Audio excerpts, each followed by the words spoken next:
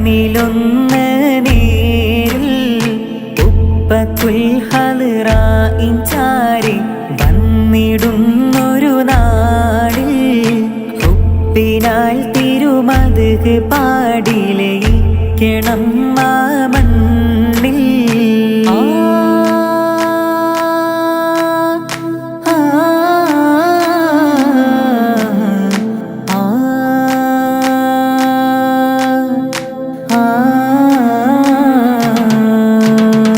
ചിത്തിരം റൗള ശരീ